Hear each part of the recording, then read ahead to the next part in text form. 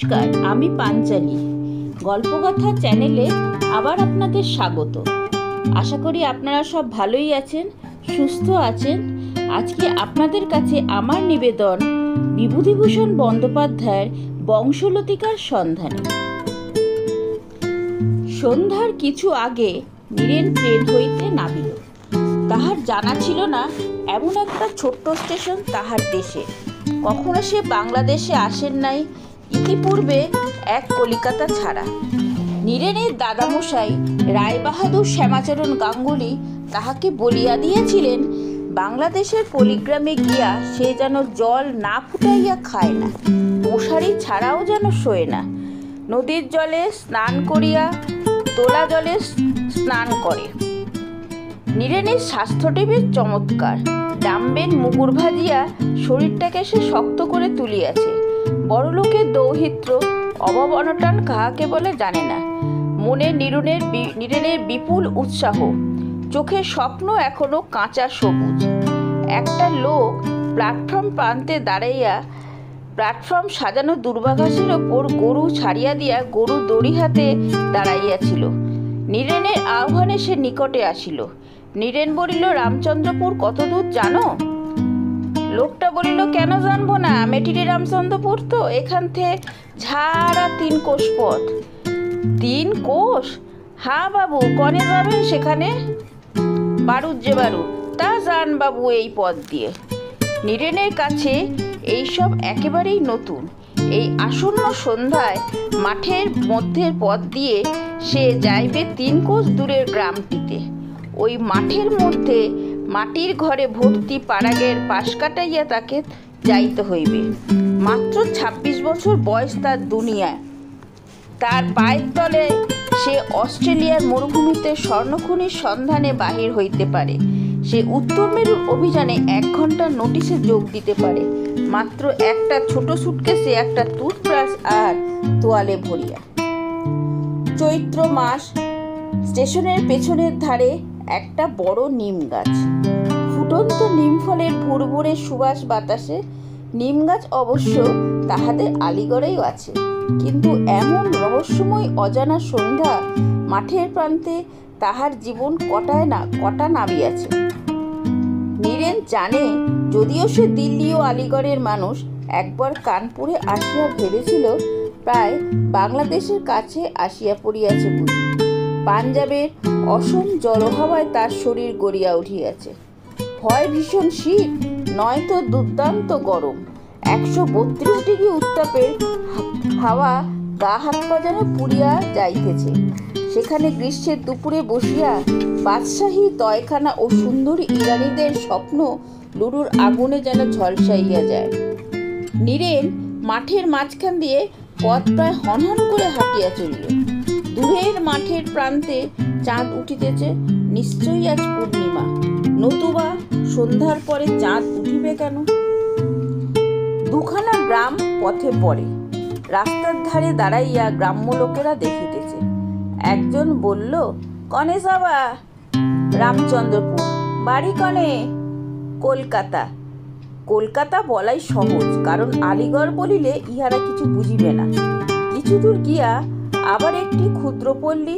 নীরেন্দ্র নাম জিজ্ঞাসা করিল। রাস্তার ধারেই একটা পুরনো কোঠা বাড়ি, গোটা 2 নারকেল গাছ, 2টি ধানের গোলা নারকেল গাছটির তলায়। জনা 5-6 জন লোক গোলার কাছে উঠোনে বসিয়া তামাক খাইতে খাইতে কথাবার্তা বলিতেছে।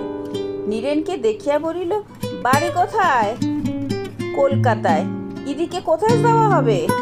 রামচন্দ্রপুর। তাহারা পরস্পর চাওয়াচাওয়ি করিয়া বলিল, এই রাত্রিরে সেখানে যাতে পারবেন না? নীরেন বলল, কেন? 3 কোষ পর এখান থেকে, তাছাড়া গরমকাল, মাঠের পথে সাপখোপের ভয় আছে। কার বাড়ি যাবা? রামচন্দ্রপুর। বারুদ যে বাড়ি। কোন বারুদ যে বাড়ি? এই গ্রামে তো ব্রাহ্মণ তো নাই। এক বুড়ি আছে না? আসেন বটে, এক মা ঠাকুরন, ওই বাঁয়ের ধারে গোলাবাড়িতে থাকেন। তা তিনি আবার মাঝে মাঝে তার জামাই বাড়ি যান কিনা, দেখুন আসেন কিনা। সেখানে পৌঁছাইতে নীরেনের বড্ড রাত হয়ে গেল। গ্রামটিতে চারধারে বাঁশবন, আমবনের নিবিড় ছায়া। প্রথমেই গয়লাদের পাড়া, তারপরে একটা বড় মাঠ একটা, গোটা 2 বড় পুকুরে শ্যাওলা কচুরিপানায় ভর্তি। পথের ধারে একটা খড়ের ঘরে তখনও টিমটিম করিয়া আলো জ্বলিতেছিল। নীরেনের প্রশ্নের উত্তরে একটি লোক উত্তর দিল, এই গ্রাম রামচন্দ্রপুরই বটে। বারুজ্য বাড়ির বুড়ি? হ্যাঁ, আরেকটু আগে বাওয়ের ধারে সারি সারি নারকেল গাছালা বড় 8 চালা খড়ের ঘর। নীরেনের বাড়ি খুঁজিয়া বাইর করিল। বড় একখানা 8 চালা ঘরের পাশে ছোট্ট রান্নাঘর, সেখানে আলো জ্বলিতেছিল। নীরেন উঠানে দাঁড়াইয়া ডাকিল, বাড়িতে কে আছেন? একটা বৃদ্ধা টেমি হাতে বাহির হইয়া আসিল। কে ডাকে? আমি। কে বাবা তুমি? আমাকে চিনতে পারবেন, আমি আলিগড় থেকে আসছি। বুড়ি টেমিটা একটু উঁচু করিয়া তুলিয়া ধরিয়া নীরেনের মুখ দেখিবার চেষ্টা করিল। তাহার মুখে কৌতূহল ও সন্নিগ্ধতার রেখা। হাতের তালু ও চোখের ওপর আর করিয়া ধরিয়া আলো হইতে চোখ বাঁচাইবার ভঙ্গি করিয়া আরো 2-1 পা আগাইয়া আসি বলিল, কে বাবা? আমার বাবার নাম রাজকৃষ্ণ মুখুজ্জে। বুড়ি আপন মনে বিড়বিড় করিয়া বলিল, রাজকেষ্ট? রাজকেষ্ট? আমাদের পৈতৃক বাড়ি ছিল গড় মুকুন্দপুর। আমার ঠাকুরদাদার নাম তারিণীচরণ মুখোপাধ্যায়। আমার মায়ের বাড়ি ছিল সামতাবেড়ে, মায়ের নাম ছিল অমিয়বালা। ও বুঝলাম, তুমি আমার মেয়ের সইয়ের ছেলে। হ্যাঁ দিদিমা। এসো এসো ভাই, কত কালের কথা। তোমাদের মুখ দেখে মরবো এইটুকুই বোধহয় ছিল অদৃষ্টে। আর সবাই ছেড়ে গিয়েছে বাবা, শুধু আমিই পড়ে আছি। সইমা কোথায়? না, সে তো আজকাল এখানে থাকে না, সে থাকে তার শ্বশুর বাড়ি, এই পাশের গা। আমি তার সঙ্গেই দেখা করতে এসেছি। আজ রাত্রিরে এখানে থাকো, কাল যেও এখন সকালে। এখান থেকে 2 কোষ হবে। এই যে বললে পাশের গা, মধ্যে মাদারহাটির মাঠ আর জলা তো পরে ভাই, 2 কোষের বেশি ছাড়া কম হবে না। নীরেন হাত পা ধুইয়া ঠান্ডা হইয়া বসিল। এজন্য এক নতুন জগতে আসিয়া পড়িয়াছে। এমন দেশ সে কখনো আসে নাই। যে দেশে তাহার জন্ম, যে দেশে এত বন জঙ্গল, কেহ কল্পনা করিতে পারে না। নতুন ধরনের গাছপালা, অসংখ্য পাখির কলকাকলি, বনফুলের মৃদু সৌরভ। বুড়ি রান্নাঘর শেষ হইতে 10টা বাজিয়া গেল। কেবল সোদা সোদা মাটির গন্ধ বাহির হওয়া লেপা পোছা মাটির ঘরের দাওয়ায় কলায় পাতা পাতিয়া বুড়ি তাহাকে খাইতে দিল। রাঙা আউশ চালের ভাত, পেঁপের ডালনা, সোনামুগের ডাল, উচ্ছে ভাজা, আলু ভাতে আর ঘন আউটানো সরপড়া দুধ, আর 2টি পাকা কলা, 1 দলা আখের গুড়ের পাটালি। অদ্ভুত রান্না বুড়ির হাতের। আলিগড়ের পশ্চিমা পাচকদের হাতের রান্না খাইয়া খাইয়া সে আজীবন অভ্যস্ত। এমন চমৎকার রান্নার সঙ্গে তার পরিচয় ছিল না। উচ্ছ্বসিত প্রশংসায় সুরে বলল, এমন রান্না কখনো খাইনি দিদিমা। শুনতাম মোটে বাংলাদেশের পাড়াগের রান্নার কথা, কিন্তু এ যে এমন চমৎকার তা তো ভাবিনি। বুড়ি হাসিয়া বলিল, রান্না করতে পারতেন আমার শাশুড়ি, তার কাছেই সব শেখা। ডাকসাইটে রাঁধুনি ছিলেন 8খানা গায়ের মধ্যে। বুড়ির কথার শেষে কথার মধ্যে যশোর জেলার টান নীরেনের বড় ভালো লাগলো। শুইয়া শুইয়া উঠানে নারিকেল বৃক্ষশ্রেণীর পাতার কম্পন দেখিতে দেখিতে নীরেন ভাবিতেছিল, এই তাহার স্বদেশ, এই তাহার প্রিয় স্বদেশ, এই তাহার মায়ের জন্মভূমি, পিতার জন্মভূমি, পূর্বপুরুষের জন্মভূমি বাংলাদেশ। কেন এতকাল সে মাতৃভূমিকে ভুলিয়াছিল ভাগ্যের দোষে? সে কি জানিত এত সৌন্দর্য বাংলাদেশের রাত্রির অন্ধকারেই?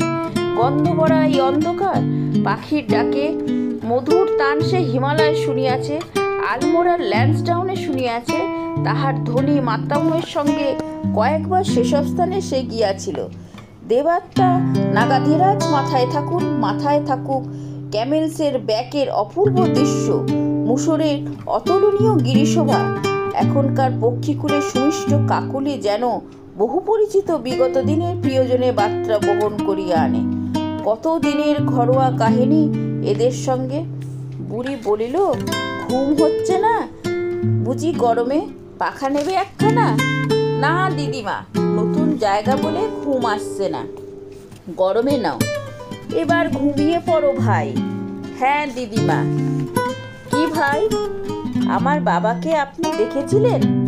না ভাই, আমার তো কোথাও যাতায়াত ছিল না, শুনেছি তার কথা, দেখিনি কখনো। তোমাদের গাঁ ছিল তো?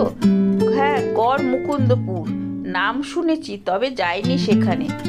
সকালে উঠিয়া বুড়ি বলিল, হ্যাঁ ভাই, তোমরা তো শহরের লোক, সকালে কি খাও? নীরেন হাসিয়া বলিল, যা খাই তাকিয়া দিতে পারবে দিদিমা, চা। বুড়ি বলল, ও আমার পোড়া কপাল, এখানে কি কখনো খাইনি ভাই, ওসবের পাটও নেই। একটু বেলের শরবত করে দিই। ডোবার ধারে বেল গাছটায় কাল 2টো পাকা বেল পেয়েছিলাম ভাই।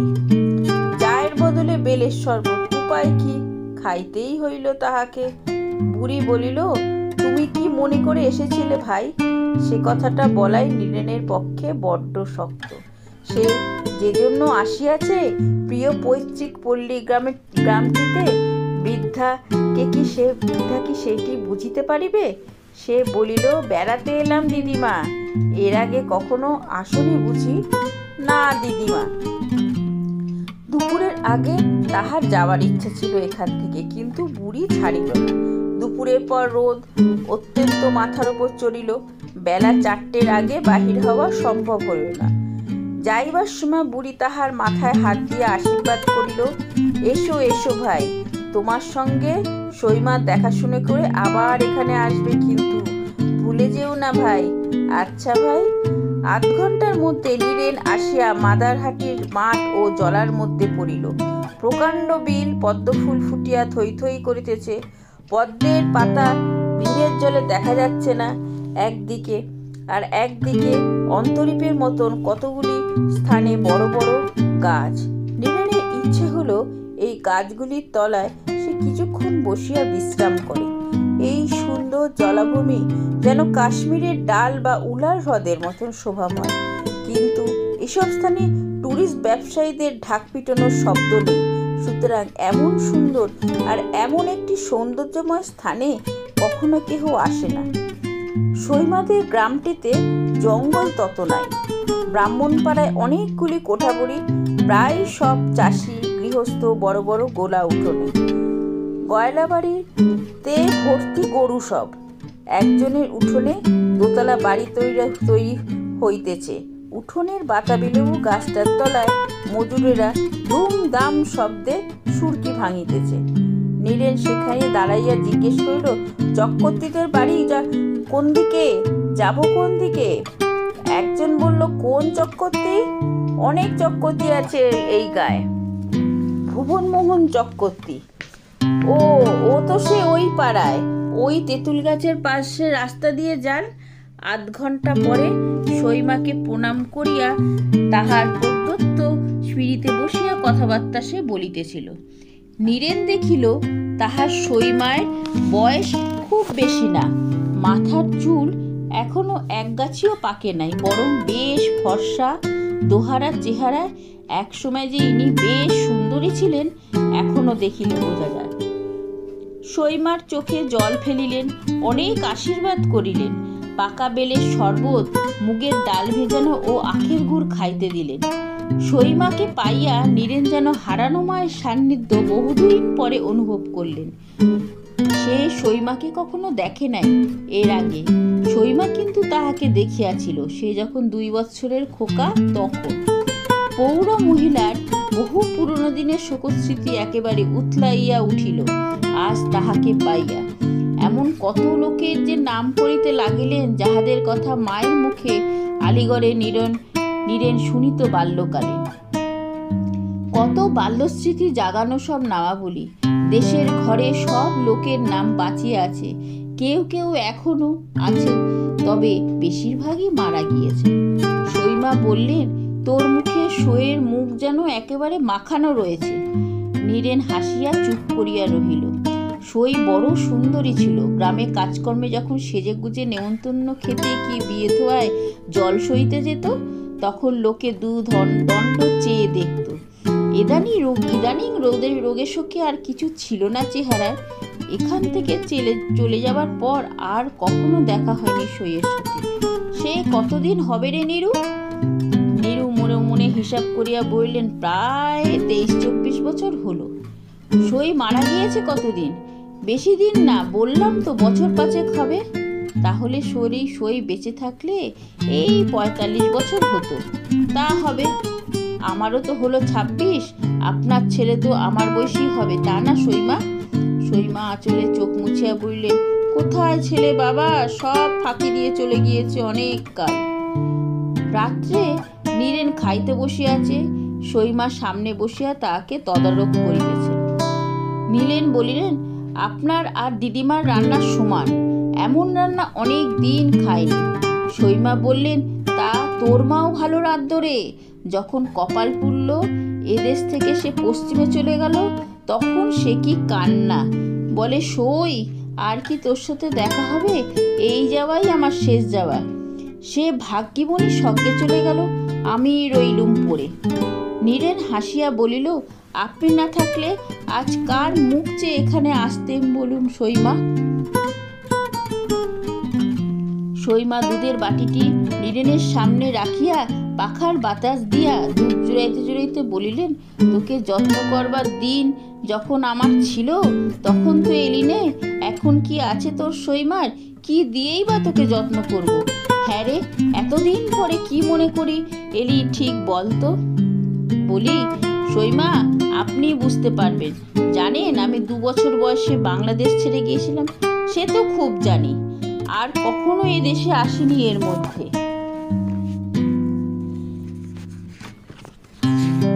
তাও জানি এতকাল পরে মায়ের ও বাবার বাক্সে কতগুলো পুরনো চিঠি পড়লাম সেদিন। মনে পড়ে ব্যাকুল হলো জন্মভূমি দেখবার জন্য। সেসব চিঠিতে আপনার নাম আছে, আমার এক পিসিমার নাম আছে। আমি বাবাকে কখনো দেখিনি, তার সম্বন্ধেও আছে। আমার ঠাকুরদার সম্বন্ধে আরও অনেকের নাম আছে বাবার এক পুরনো খাতার মধ্যে। সকলের সম্বন্ধে আমার জানবার বড় ইচ্ছে হলো। আমার জ্ঞান হয়ে পর্যন্ত মামার বাড়ির সকলকে দেখে এসেছি, বাপের বাড়ি বা নিজের বংশের কিছু খবর রাখিনি। সেই সব খুঁজে পেতে বার করব বলেই এইবার এলাম। ওমা, আমার কি হবে? কোথাকার পাগল ছেলে দেখো এবার। না সইমা, আপনি ভেবে দেখুন আমার মনের অবস্থা। আমার 26 বছর বয়স হয়েছে, কিন্তু এ পর্যন্ত আমি আমার বংশের কোনো খবর রাখিনি, বাপের বাড়ির কোনো লোকের কথাও জানি না। অথচ আমার ভয়ানক ইচ্ছে সব জানবার। আপনি হয়তো ভাববেন এ আবার কি? আমার কিন্তু সইমা রাত্রে ঘুম হয় না এসব ভেবে ভেবে। সত্যি বলছি, আপনি আমায় বলে দিন আমি কিভাবে তা করতে পারি। আমি তো কাউকে চিনি নে, বাংলাদেশের ছেলে, কিন্তু কোনো খবর রাখি না দেশে। সব বলে দেবো, এখন খেয়ে শুয়ে পড়ো দেখি দুষ্টু ছেলে আমার। নীরেন হাসিল। অনেক দিন পর যেন তার হারানো মাকে ফিরিয়া পাইয়াছে। সেই একই ধরনের হাসি সইমার মুখে। ভাগ্যিস সে আসিয়াছিল। শ্যামল বাংলার মা যেন সইমার মূর্তিতে তাকে সাদরে অভ্যর্থনা জানাইতেছে। চৈত্র মাসের রাত্রি হুহু করিয়া দক্ষিণা হাওয়া জানলা দিয়া বইতেছে। কি একটা ফুলের তীব্র সুবাস বাতাসে। নীরেনের বাংলার অনেক কিছু গাছপালা চেনে না, কিন্তু তাহার ভালো লাগে এইসব পল্লীগ্রামে আগাছার জঙ্গল। আজ 2-3 দিন হলো ইহাদের সঙ্গে তাহার পরিচয় হইয়াছে। তবুও যেন মনে হয় কতদিনের নিবিড় ঘনিষ্ঠতার তার শিরা উপশিরা রক্তের সহিত আবদ্ধ হয়েছে ইহাদের প্রাণ স্পন্দন। এইসব বনস্পতির সহিত সেও একদিন তার প্রিয় জন্মভূমিতে এই মাটিতেই জন্মিয়াছে। সে একখানা খাতা আনিয়াছে সঙ্গে। খাতাখানা তার পিতামহ গদাধর মুখুজ্জের স্বহস্তে লিখিত। তাহাদের গ্রাম কত প্রাচীন দিনের তুচ্ছ ঘটনা ইহাতে কেন পিতামহ টুকিয়া রাখিয়াছিলেন তিনিই বলিতে পারিতেন।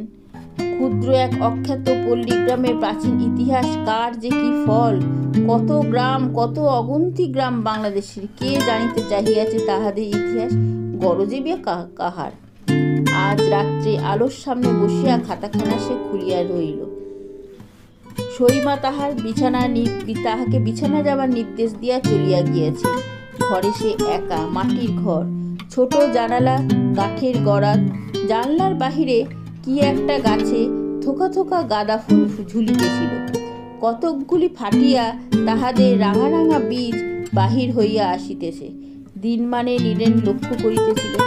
খাতার পাতায় লেখা আছে 22শে চৈত্র 1272 সাল। এইটুকু পড়িয়াই নীরেন অবাক হইয়া যায়। কতকালের কথা!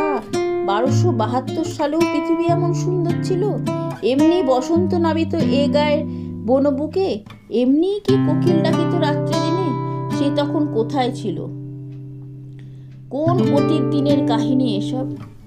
মনে পড়ে আলিগড়ে তাহাদের দোতলার পড়ার ঘরে বসিয়া এই ডায়েরির পুরাতন তারিখগুলো সে পড়িয়া পড়িয়া বিস্মিত হইয়া যাইত।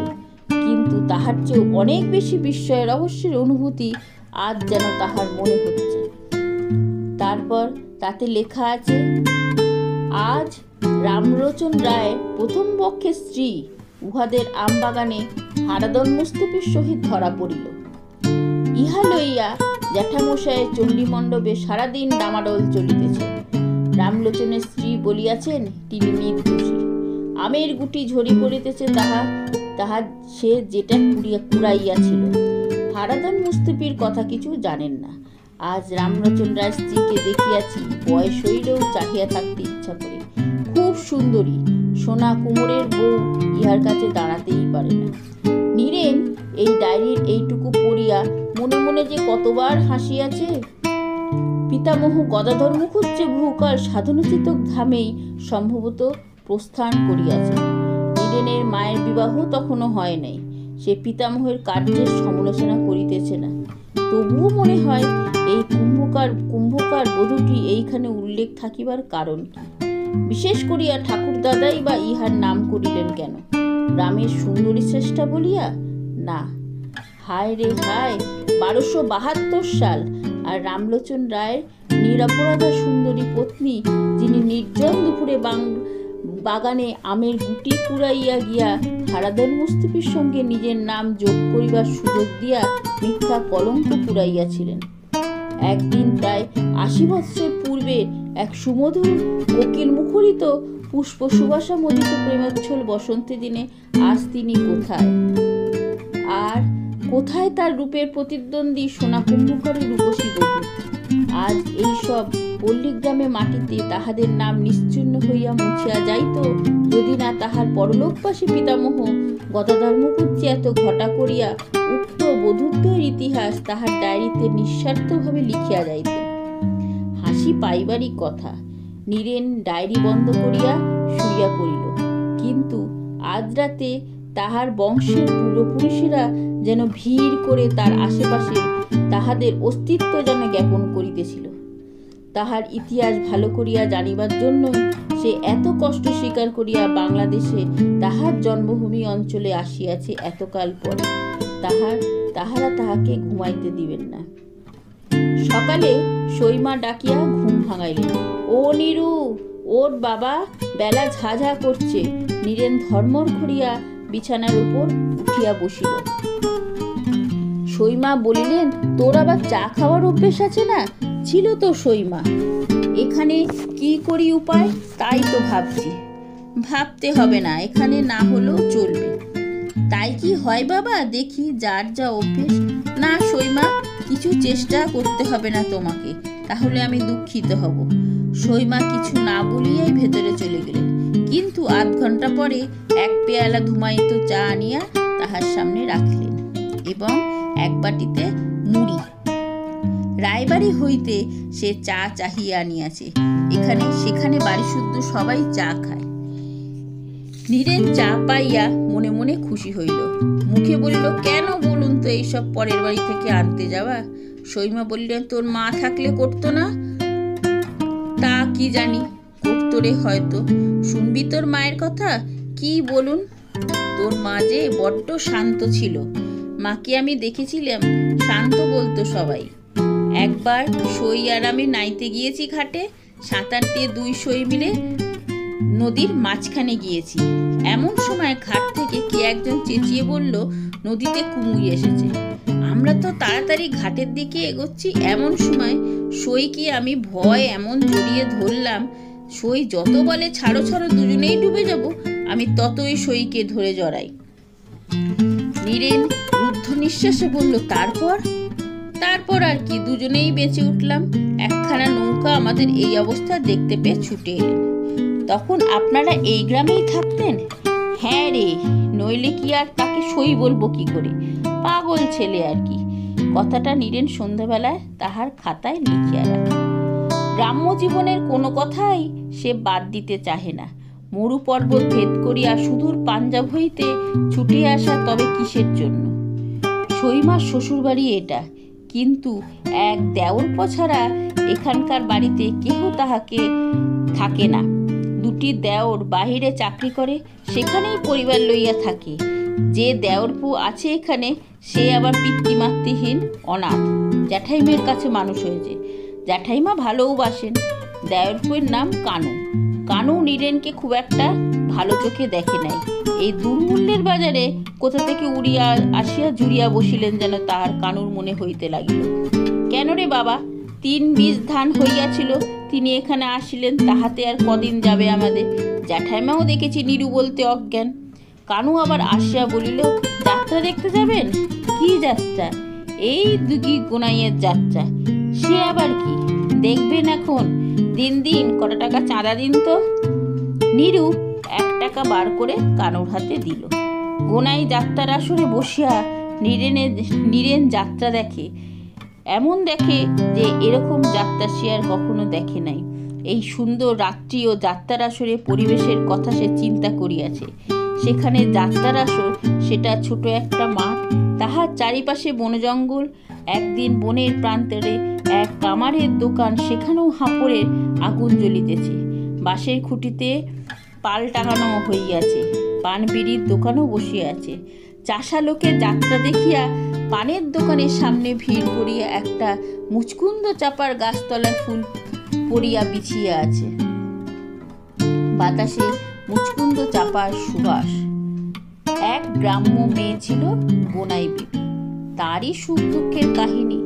নীরেনের পক্ষে এটা এমন বিশেষ কিছু নয়, কিন্তু যারা শ্রোতার দল, তারা সারা রাত্রি জাগিয়া দেখিবার বস্তু।